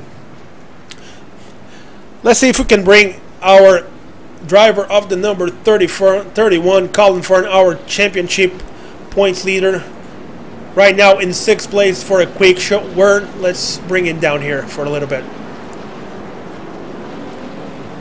User was moved to your channel. Hey Colin, Luis in the broadcast booth. Got a copy, buddy?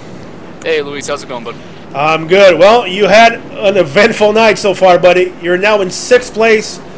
Just took tires, restarting 6th. What can you tell us about these next 17 laps? What is the game plan? Trying to move as close to the front as possible? Well, essentially, I can't go on the restarts. The majority of my damage is on the front end, which took a lot of straightaway speed off, and I can't go on the restart, so I'm probably going to lose a few spots here. But I'm going to rocket through the corners, and I think it's really going to help out. A lot of these guys will get loose, and it's kind of hard for me to get loose off the corners, at least in the early parts of a run. So I think I actually have something for a top 5. I don't know anything more than that, but maybe we'll get lucky here like you did at Iowa. Well, everybody in front of you, probably with the exception of that 15, has damage here, there, in some part of the car. So you actually had a pretty good chance. So good luck in this next 17 laps. Hopefully they're going to go green. You're going to have a shot to the lead. Trying to keep that 87 close to you. Keeping that points, getting out of here, that point leads that you have right now. So good luck, buddy. Awesome. Thank you, Luis. This Ritz Crackers machine's been fast. I hope you all enjoy the refinish up there. Yes, sir. Hopefully we're going to be able to talk to you after the race. Awesome. User was moved out of your channel. Well, that was our points leader, Colin Fern. Well, guys, like we said, everybody has damage in their cars with the exception of that 15. So we'll see. Let's see who can keep the cars together enough over these next 16 laps that we're going to go green. See who can come up with the win. I hate to say it, Luis, because, you know, we've talked about a couple people, and it seems like every time we talk about a certain individual or driver, something happens. Yeah, something happens over the night. So I just want to say real quick something about Wallace, you know, not to try to mess him up or whatever, but, you know, he had that early spin early on, and he's sitting now inside the top 10 in a, I don't know how much damage, if any, but he looks like he's taking it a little too lightly. I guess it's because, you know, he has a caution. One more, he's sitting out 3 weeks, but he looks like he has a decent car. If he would just push it just a little bit more, I think he could get a top 5 tonight.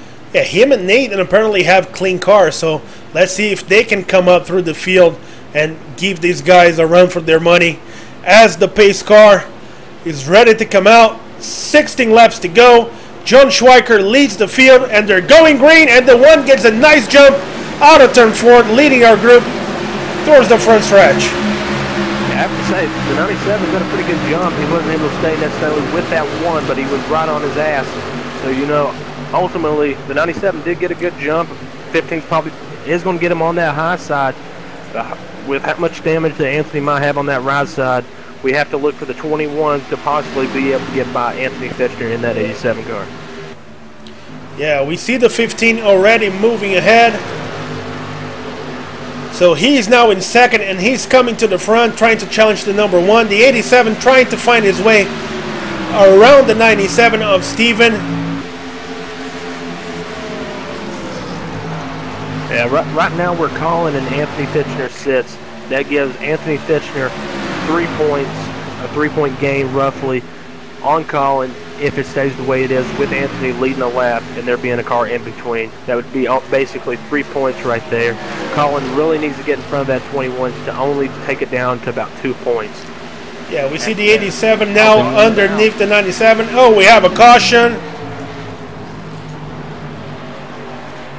Looks like the 99 is going to come out of the pits. Don't believe that was on him. Looks like we're going to have a hard checkup in 1 and 2. Let's try to see if Brett was involved in number 20. Yeah, it does look like it was number 20. Looks like he gets loose. It doesn't look like he collects anybody, but it's definitely going to be on that 20 car. Yeah, he was right behind number 74, Michael Kinner, and he gets loose in the top, tried to correct it, and he goes around, spins around. He didn't hit anything, didn't hit anybody, which was very lucky. We had the 25 of Nick Olsen right behind him, so good for Brad, keeping that car clean, still able to get a finish. You know, somebody I would like to talk to, Louise. I think we need to talk to Joshua Wallace for a second. You know, he's not always running up in the top 10. Don't think he gets talked to a whole lot, but you know, he's having a solid run here tonight after a spin. Maybe we need to see if maybe he has something in his car, possibly get himself into the top 5 tonight. Bring him back. Bring it to the front. Let's ask him a couple questions.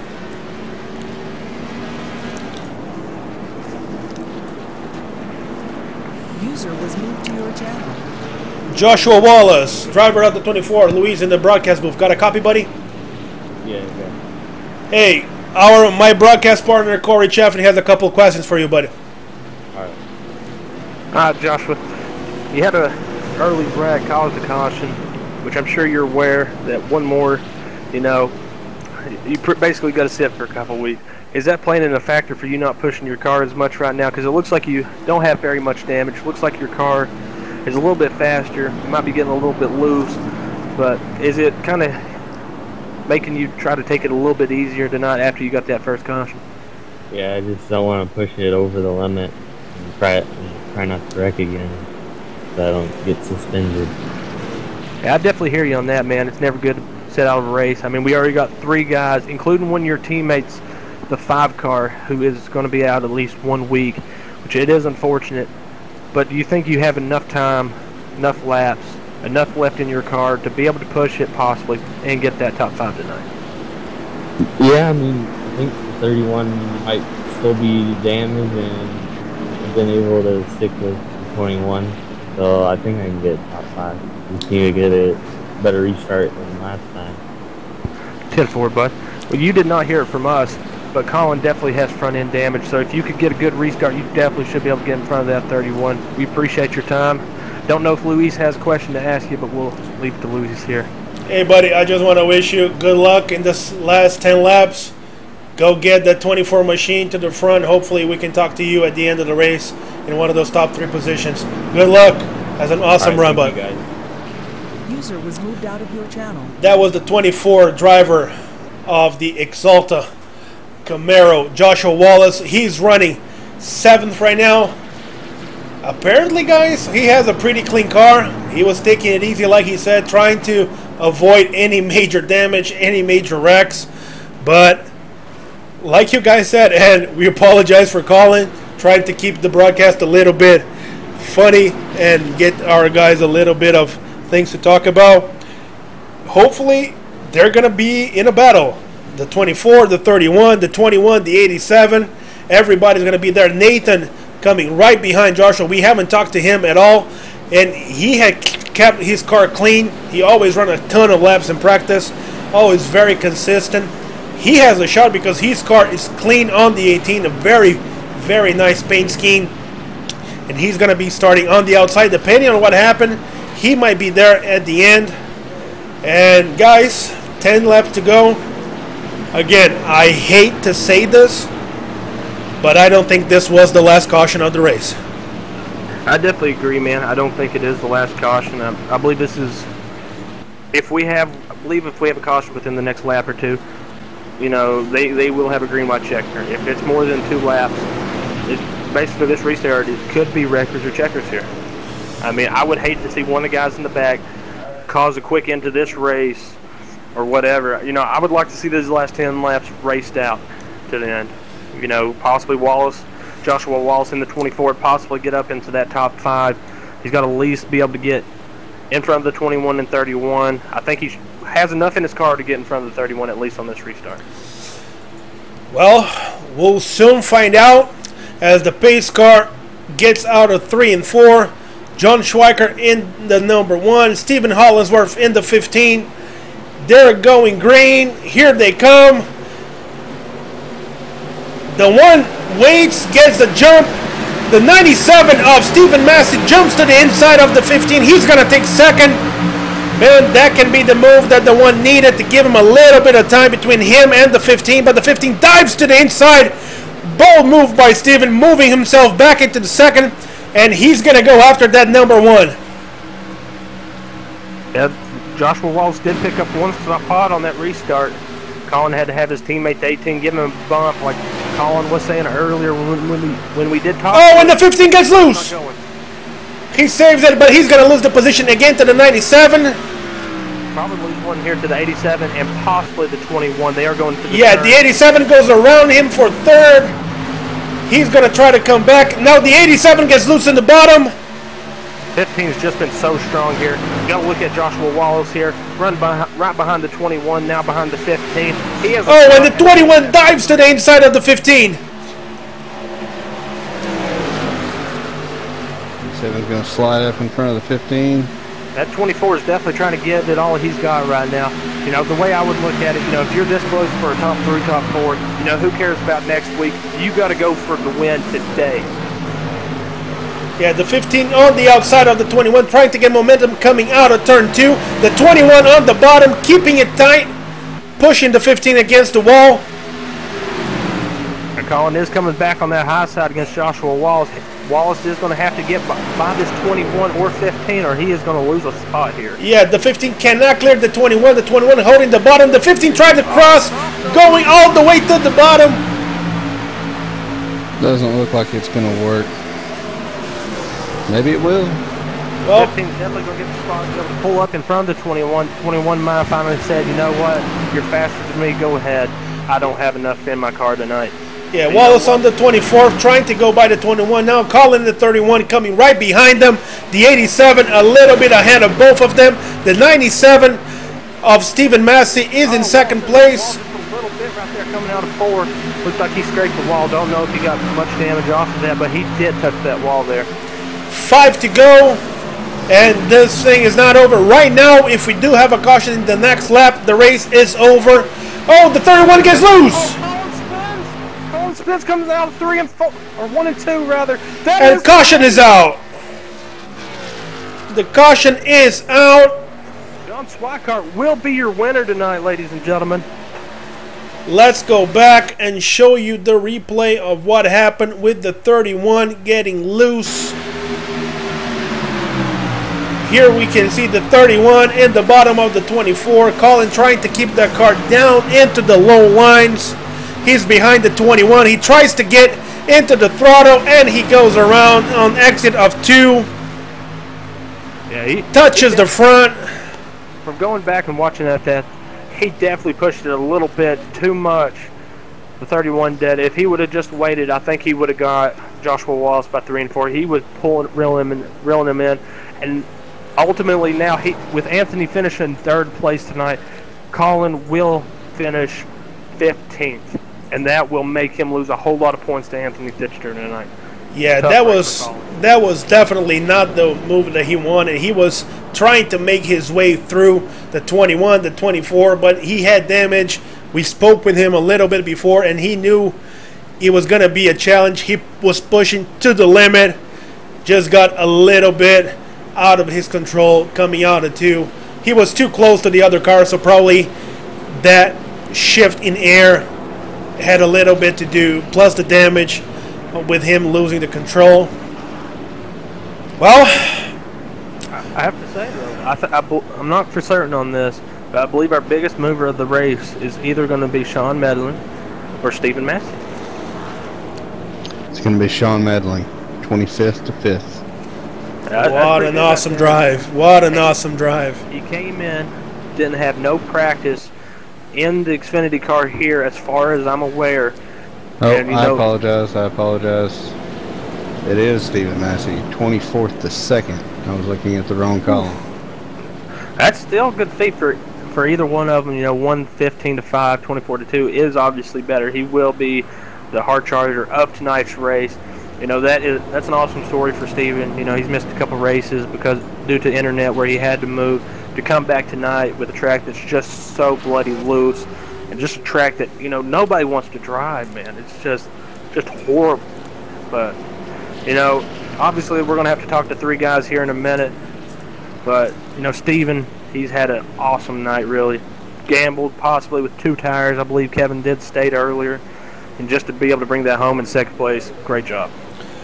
Well, it's still not official because we need to wait until our race control calls it.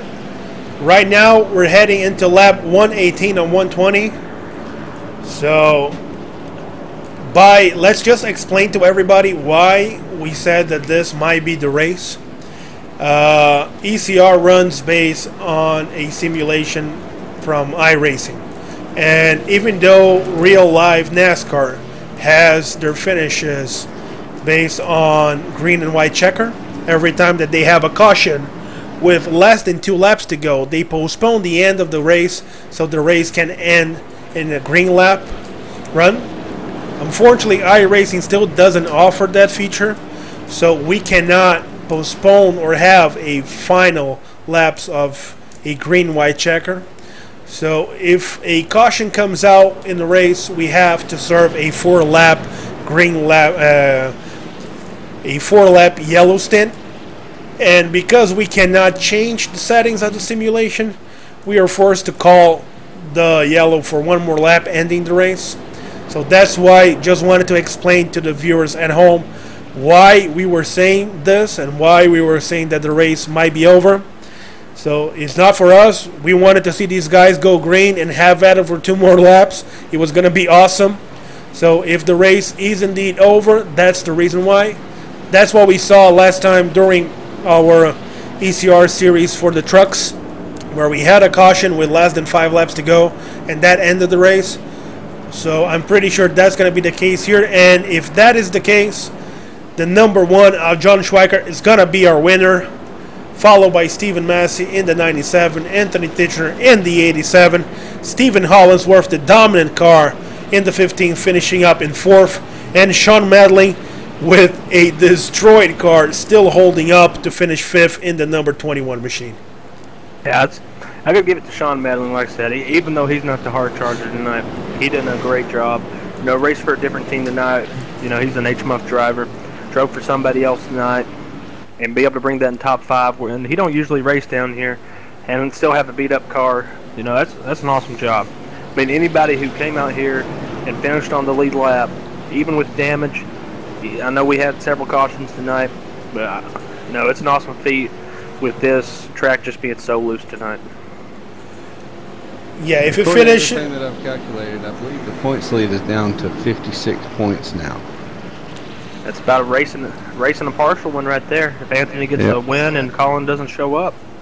Well, It's sure going to make the end of our season a lot more interesting. So if Anthony can go on to New Hampshire and lead the most laps and get max points, and if Colin isn't there, then the lead is only 8 points going out of New Hampshire. And according to everything I've been told, Colin is not going to be at New Hampshire. Well, that's gonna be big. See, Colin really needed to have a good night tonight if he's not going to be at New Hampshire. I don't know what reason or whatever for him not to be at New Hampshire, but he's got to figure out a way where he can, at the very least, start and park that car. Because if not, it is going to kill him not getting no points. Because all Anthony will have to do is start the race in New Hampshire, and he will be less than a race out. It's very true. Well, the white flag is out, so this is going to be the race, guys. Like we said, race control has called the race official, and John Schweiker is going to lead the field, finishing up with the win in the Kentucky ECR Xfinity race. Quite the eventful race. Started out with a bunch of yellow flags, a lot of guys spinning out, but ended up being quite an eventful race with green lap runs. A lot of give and take, a lot of passing, a lot of opportunities, and that move, taking 2 tires, starting out in front, ending up paying off.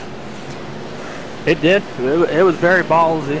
I'm still surprised that Anthony was able to hold on to a third-place finish with all that damage on the right side, but he does bring it home third and does cut into Colin's lead. I believe we talked to the top 3 here at the end of the race. So I guess Anthony will end up being the first person that we talk to tonight. We have to talk to him. What's his plans going to be for the 5 car going forward for the next week? Who's going to fill that seat for the 5? It's got to be more bittersweet for him not going to be able to participate. Yeah, we're going to wait until these drivers drive around, celebrate, and at ECR, after every race control has a little meeting with all the drivers. Hey, wake up. Yeah, that would definitely be tough yeah. to swallow. Apparently, we already have the green flag to start pulling guys to interview. So, Chaffin, if you want to start with our third-place finish of Anthony Titchener, want to bring him down to the ECR booth for a couple questions. We'll start with him. Our third-place finish, Anthony Titchener. Oh, God. User was moved to your Hey, Anthony, it's Corey from the broadcast booth. You got a copy, bud? Yep, 10-4, bro. You came back, you hit the wall at one point, got a ton of damage from that right side from what we could see from the booth. You come in third. It has to be a little bit bittersweet for you. The 5 car isn't going to be eligible to race next week due to the 2 caution rule. It has to be bittersweet for you, bud. Yeah, it was tough to beat them guys up front. They were teammates and communicating on the restart there. So I was just hoping we get enough laps, man. I thought might be able to get the 97 before the end there. It's just that damage I didn't get fully repaired. I still had about 6 seconds. I had a 10 total. Got 4 repaired there in that last caution. Yeah, it definitely looked like you totaled the side. I'll be the first one to tell you I counted you out from a top 3. It looked like them guys might have ended up being able to get you, but you was still able to get that 3rd spot. Hopefully going forward to next week at New Hampshire, we have heard that Colin may not be there, and with you finishing where you did and Colin almost at the back, that will put you about a race and a partial away from that points lead. If Colin does not show up at New Hampshire, you will be essentially less than a race out of the points lead. How's that make you feel? Oh, we got a ton of races to go, and I knew that, we started it off pretty rough, man, and just had to keep our head held high and know that it is a long season and it'll show eventually. You just keep that hard work going and try to get every point we can. Every point matters. So him getting that EOL late definitely helped us out. I never want to wish that upon somebody. It was really good racing, and I think we had a better car than him this week, so we were going to have a better finish. It was just trying to keep it clean, and the guys were fast, man. Congratulations to John and the guys, and it was just real good racing between all of them, man. Real fun. I hate it for my guys. We'll have a talk. We'll get through it. It's kind of unfortunate. You had another guy, involved 2 spins, and he was off the track. So it is kind of confrontational, and hope we can get through it and try to move on. But it does, like you said, man, it's a little bittersweet. You know, third, I didn't catch where the other guys finished. We'll look at it, but hopefully we keep our heads held high, move on tomorrow night in the Cup Series. Got some good setups, so hopefully we can make something of it. I got one more question. I know we got to get to these other guys real quick. Well, last question is, for the first time in a while, we got 3 guys who won't be racing next week. You know, whatever teams they may be on. What's that like as a league owner to you? You're starting to see that guys got to take it more serious. We have a lot of guys in here who they know the rules, and not every week it bites them. And sometimes it happens, and it's a rare occurrence, and it happened here. It doesn't happen every week. It's 36 weeks in a Cup Series, 33 in Xfinity, and it doesn't happen every week. But it's one of them weeks. It was tough track. It was a roller coaster ride all race, man, and it's unfortunate. But we'll get through it. I don't blame them guys. It was a tough track to handle tonight.